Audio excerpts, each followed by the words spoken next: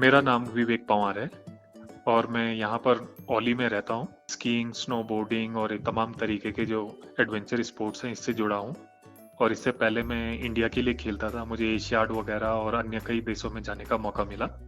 हम लोगों का तो सारा का सारा जो टूरिज्म इंडस्ट्री है ये विंटर स्पोर्ट्स की, ये इसी वेदर पे डिपेंड करती है। अच्छा स्नोफॉल होगा तो हम लोगों का यहाँ पर स्कीइंग वगैरह के लिए अच्छा कंडीशंस मिलेंगे। यहाँ पे टूरिस्ट काफ़ी आएगा यहाँ पर और जितने भी हमारे स्की रिसॉर्ट वगैरह हैं और जो भी इससे जुड़े हुए हैं प्लेयर वगैरह हैं या फिर यहाँ पे कोचेज वगैरह हैं, टूरिस्ट को जो सिखाते हैं वो सारे लोग इससे जुड़े हुए हैं। अभी पिछले 2 सालों से यहाँ पे काफ़ी ठीक ठाक स्नो हुई, लेकिन इसके बीच में एक दौर ऐसा आया था उससे पहले 4-5 साल लगातार बहुत ही कम स्नो रही और एक बार ऐसा रहा कि उस बार बिल्कुल भी स्नो नहीं गिरी थी, करीबन 5वां या 6वें साल पहले। तो उस बार पूरे का पूरा स्की रिसॉर्ट बंद था, पूरी हमारी जो ये इंडस्ट्री थी पूरी तरीके से बंद थी और हम जितने भी लोग इससे मतलब जुड़े हुए थे, एम्प्लॉयमेंट वगैरह जिनका था इससे, तो उस बार कोई भी मतलब एक पैसा भी इससे किसी ने कमाया नहीं।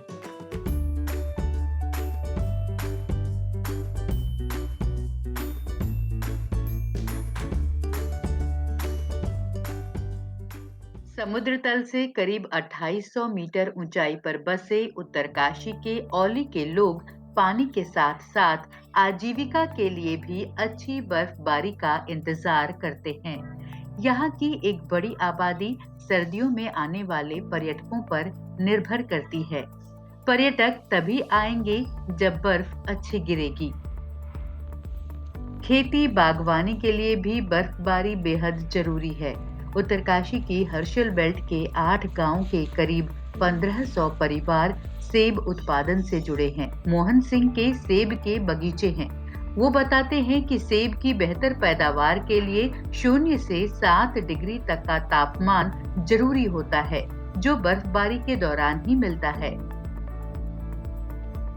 अगर स्नोफॉल हमें अच्छी नहीं मिलती है तो इसमें क्या हो जाता है कि जो हमारी जो शीतकाल धूप लगेगी वो टेम्परेचर को जो है अप रखेगी, जिससे जो है जो हमारा चिलिंग आवर्स है वो नहीं मिल पाएगा। तो यानी कि जो इनको जो रेस्ट चाहिए, सेब के पेड़ को जो रेस्ट चाहिए वो नहीं मिल पाएगा और वो फिर अपनी पैदावार सही नहीं दे सकता है।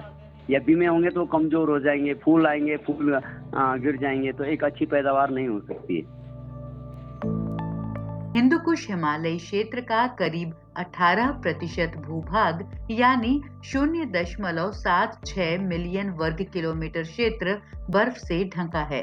बर्फ की ये चादर यहाँ के तापमान को नियंत्रित करती है। बर्फ के इस फैलाव में उतार चढ़ाव आता है तो इसका असर स्थानीय मौसम पर भी पड़ता है। बर्फबारी ग्लेशियर की सेहत के साथ साथ जल स्रोतों और नदियों के पानी के लिए भी जरूरी है। हिमालय से निकलने वाली 10 बड़ी नदियों में 10 से 30% तक पानी बर्फ और ग्लेशियर के पिघलने से आता है, जिस पर मैदानी क्षेत्रों के लोग और उनकी खेती निर्भर करती है। बर्फबारी अच्छी होगी तो ग्लेशियर कम पिघलेंगे, क्योंकि पहले ग्लेशियर पर जमा ताजी बर्फ पिघलती है। देहरादून मौसम विज्ञान केंद्र के आंकड़ों के मुताबिक उत्तराखंड में वर्ष 2014, 2018 और 2019 में अच्छी बर्फबारी हुई। वैज्ञानिक कहते हैं कि जब लगातार कुछ वर्षों तक अच्छी बर्फबारी होगी, तभी ग्लेशियर की सेहत पर इसका असर पड़ेगा।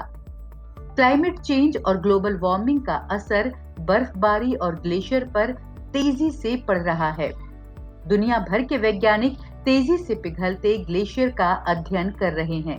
वो बताते हैं कि कई छोटे-छोटे ग्लेशियर खत्म हो चुके हैं।